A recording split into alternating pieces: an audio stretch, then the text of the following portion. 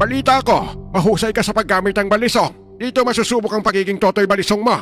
Anak ng putya, ang lupit ng design niyan Napakaangas naman yan, Lo. Bigay sa akin ng kaibigan kong antingero yan. Malakas daw na panglaban sa mga elemento dahil may basbas yan ng mga pangyarihang dibino. Oh, pwede bang akin na lang to, Lo? Kung papayag kang lumaban sa mga aswang kasama ko, ibibigay ko yan sa'yo. Story time.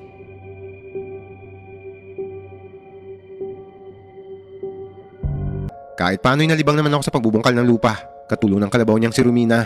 Hapon na nang umuwi kami ni Lolo, sakay siya ng kalabaw niya, habang ako naman ay naglalakad.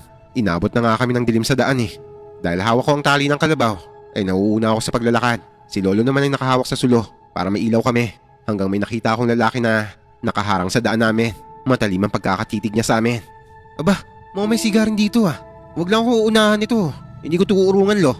Totoy pa, sandali lang, huminto ka muna. Lo, mukhang kursunada tayo ng lalaking yan Hayaan mo nga ako ang unang maglakad. Lo, teka, dito lang kayo sa likod ko.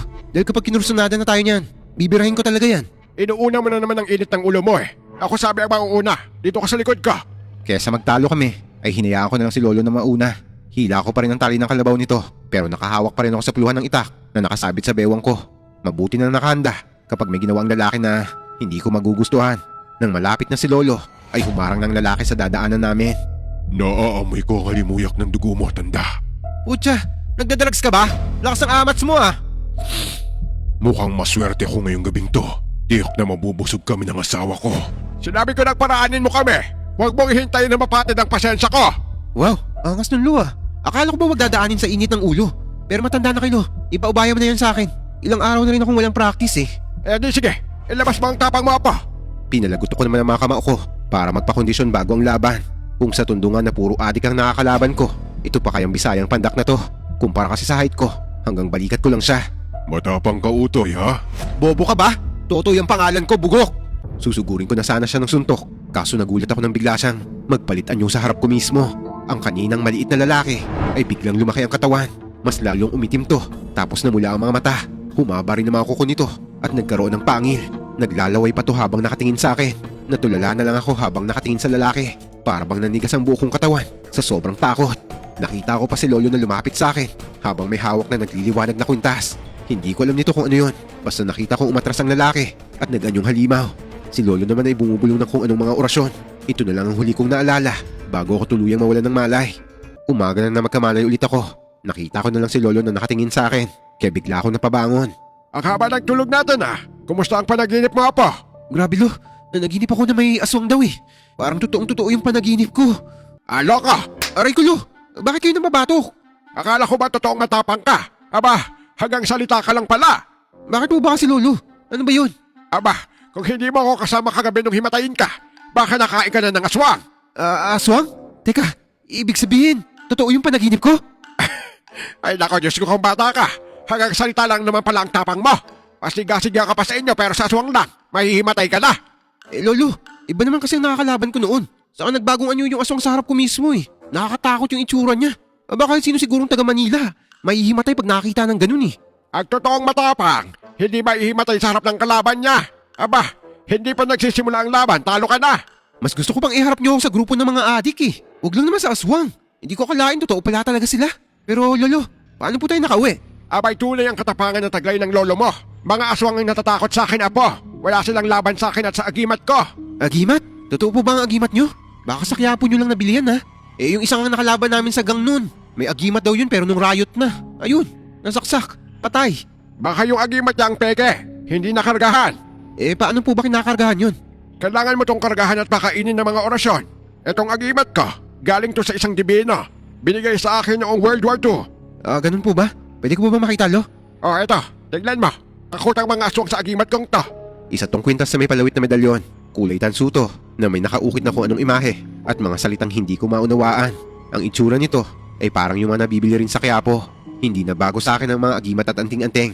Dahil ang leader ng gang namin noon ay may taglay din na agimat. Hindi ko nga lang alam kung anong klaseng agimat yon.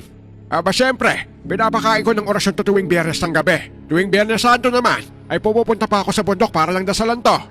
Lolo, ang sabi po nyo noon ni tatay, madaming mga aswang ang gumagala rito. Kaya ba ng agimat yung labanan silang lahat? Kaya nga nandito ka para tulungan ako, di ba? At sabi ng tatay Lando mo bago umuwi sa inyo, ay mailalabas mo na rito ang tapang mo. Lolo naman iharap mo na lang ako sa siga dito. Huwag na sa aswang. Apo, ang tunay na katapangan ay lumalaban para sa tama, hindi para sa kahambugan lang. Sa mga aswang mo dapat nilalabas ang angas mo, ang tapang mo at ang pagiging siga mo na yan. Dahil mas masarap sa pakiramdam, yung lumalaban ka para sa kaligtasan ng maraming inosenteng tao. Pero Lolo, ano pong laban ko sa mga aswang na yan? Iba naman po ang lakas nila kumpara sa tao. Oo, teka, saan ka pupunta? Pumasok sa loob ng kwarto si Lolo. Tapos paglabas niya, ay may hawak na siyang maliit na tarheta. Nang buksan niya to, ay nakita ko ang isang balisong na nakatupi pa ang hawakan. Ang balisong kasi ay natutupi ang hawakan para maitago ang talim nito. Balita ko, mahusay ka sa paggamit ng balisong. Dito masusubok ang pagiging totoy balisong mo. Anak ng putya, ang lupit ng design niyan Napakaangas naman yan, Lo. Kinuha ko ang balisong at hinaplos ang hawakan nito. May mga nakaukit dito na hindi ko maintindihan. Ang sabi ni Lolo, pangalan daw ng isang arkanghel ang nakasulat dito. Kaso hindi nakasulat sa alpabeto to, kundi sa isang makalumang salita. Bigay sa akin ng kaibigan kong antingero yan. Malakas daw na panglaban sa mga elemento dahil may basbas yan ng mga pangyarihang dibino. Oh, pwede bang akin na lang to, Lo? Kung papayag kang lumaban sa mga aswang kasama ko, ibibigay ko yan sa'yo. Bakit naman po may kapalit pa? At bakit sa aswang pa? Pwede naman sa mga siga dyan na haharang-harang sa atin Naputol ang pag-uusap namin ni Lolo nang may dumating na hindi ko kilalang lalaki. Sa ilang araw kong nakatira sa bahay ni Lolo, ay unang beses kong makakita ng ibang tao rito sa bahay niya. Magkakalayo kasi ang mga bahay dito. Katemyong, mabutit na abutan ko kayo. Hindi na magandang lagay ng bayan natin. May pinatay na namang buntis sa mga aswang. Natapuan dun sa ilog. Kailangan na talaga natin kumilos para mapatay ang mga kubot na yan. Yun nga po sana ang sasabihin ko Kayo lang po ang aasahan namin dahil kayo lang ang albularyo dito sa baryo natin. Nakaharap ko lang lalaking kubot kagabi, kaso natakasan ako Pero sigurado akong hindi titigil yun hanggat di ako napapatay. Bakit po gusto kayong patayin ng aswang na yun, Lolo? Kasi, isa akong albularyo. Kapag napatay nila ako, wala nang hahadlang sa gagawin nilang pambibiktima sa mga tao rito. Siya po ba ang apo nyo, Katemyong? Matutulungan po ba niya tayo?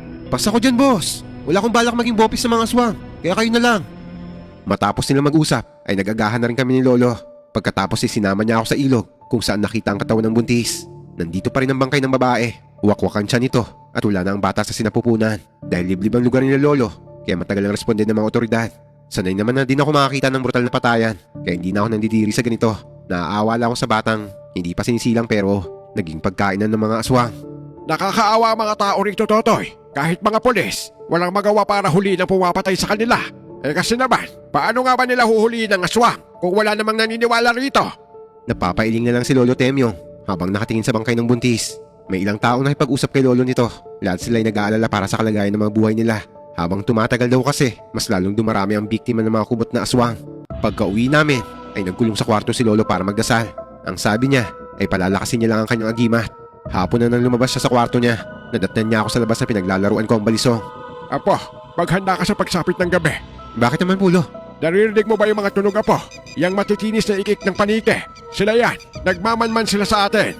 Kagabi kasi, nang mawalan ka ng malay, ay nasugatan ko ang lalaking kubot. Kaya tiyak nagaganti sila. Lo, ano pa bang uri ng aswang yung kubot? Tunog ko yukot Loko, sila ang mga aswang na kapag lumipad ay parang payong.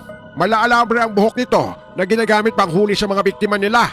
Naisip ko nito na mukhang mapapasubo talaga akong lumaban sa mga aswang. Kahit na ayaw ko sana, wala naman akong pagpipilian dahil dito ako tinapon ng tatay ko.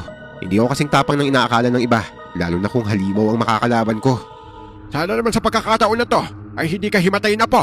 Kapag nahimatay ka, paano ka pa makakalaban? Hindi na, Lo, no? Nabigla lang naman ako kagabi. Akalain ko bang totoo pala ang mga aswang na yan? Kung ganon, ay handa mo ang sarili mo. Bentidado ang balisong na hawak mo at mabisang panlaban sa mga aswang yan. Tibay ng loob na lang ang kailangan mo. Saka kung gaano ka kasiga sa tondo, ay ganon din dapat kapag humarap ka sa mga aswang. Hindi ako mapakali nito, lalo na nang sumapit ang dilim. Lalo kasing dumadami ang huni sa paligid. Nakakatakot to. Nakakapanindig balahibo yung mga tunog. Bawat kaluskos pa sa bahay, ay lalong kumakabog ang dibdib ko. Si Lolo naman, ay tahimik lang na kumakain. Hindi ko man lang makita ang takot sa mata niya. Nang may kumalabog na nga sa bubong namin, ay dito lang tumayo si Lolo. Lolo, teka, dito na lang tayo. Haharapin ko na sila. Kung naduduwag ka, dumito ka na lang muna. Isa na ba ang pinto? Kailangan nang matapos ang patayan sa lugar na to, Apo. Aba, sinong naduduwag? Teka, Lo, sabing dito lang muna tayo Hindi ko na napigilan pa si Lolo nang lumabas siya. Sumilip naman ako sa bintana. Mabuti na lang dahil may grills to. Kaya hindi ako basta-basta mapapasok ng aswang dito. Hindi ako natatakot sa inyo, mga aswang. Tapusin na natin to ngayong gabi. Masyado ka nang sagabal sa amin, tanda. Dapat ka nang mamatay. Hanggat buhay ako, hindi ako papayag na maghasik kayo ng lagim sa lugar na to. Sumugod ang aswang kay Lolo. Nakakatakot ang itsura nito. kaya lalo akong natakot lumabas. Sa unang pagkakataon ay nakita ko kung paano lumaban si Lolo. Kinagat niya ang dulo ng daliri niya hanggang magduguto. Ipinahid niya to sa tansong kwintas at bigla tong kumislap sa kintab. Tumigil sa ere ang kubot pero hindi to umatras. Hinugot ni Lolo ang itak niya at kinumpas sa hangin. Sa sobrang lakas ng impact ng pagkumpas niya ay para tong nag-aapoy na gumuguhit sa hangin. Nakita kong lumipad ang tila payong na anino paikot kay Lolo. Nakatayo lang naman dun si Lolo kaya lalo akong kinakabahan. Hindi na ako nito nakatiis sa pagsilip sa bintana. Napasigaw ako ng malakas nang makitang nasa likod na ni Lolo ang halimaw. Lolo! Sa likod mo! Lumingon si Lolo at mabilis na hinataw ang aswang. Pero lumipad lang to nang mabilis palapit sa bintana kung nasaan ako nakasilip. Nakakatakot ang anyo nito kaya pala mistulan tong payong kasi napakahaba ang naninigas nitong buhok. Napaatras ako sa takot nang sumilip sa bintana ang aswang. Akala ko nga nito ay hindi na ako maaabot pero nanlaki na lang ang mata ko sa takot nang makita ko ang buhok nitong sumuot sa bintana. Parang may sariling buhay ang mga buhok nito na gumapang papunta sa akin. Binalot nito ang ulo ko hanggang sa nahirapan na akong huminga. Naalala ko ang sabi ni Lolo, kung hihimatayin ako, paano ko pa ipagtatanggol ang sarili ko? Kaya lakas loob kong kinapa ang balisong sa bulsa ko. Sanay ako sa balisong kaya sa isang pitik lang ay nagawa ko tong alisin sa pagkakatiklo. Lumabas ang talim nito at ito ang ginamit ko para pigtasin ang buhok ng halimaw na to. Napasigaw ng malakas ang kubot nang tapyasin ko ang ilang hibla ng buhok niya. Nagsiglapang ang natitirang buhok pabalik sa halimaw. Napaubo naman ako nito nang sa wakas ay makawala ako sa buhok na halos tumakip na sa buong mukha ko. Nang tignan ko ang buhok na naputol ko mula sa aswang ay nagbabaga na to hanggang sa maging abo. Muli akong sumilip sa labas at nakita ko si Lolo na nakikipaglaban pa rin sa aswang. Dito ako humanga kay Lolo. Kitang-kita ko ang liksi ng katawan niya habang pinagtatagpas ang buhok ng aswang. Bawat matagpas niyang buhok ay nasusunog at nagiging abo yun. Kaya naman hindi na natagalan ng aswang ang sakit at lumipad na to palayo. Nang makita kong wala na ang aswang ay dito na ako lumabas ng bahay.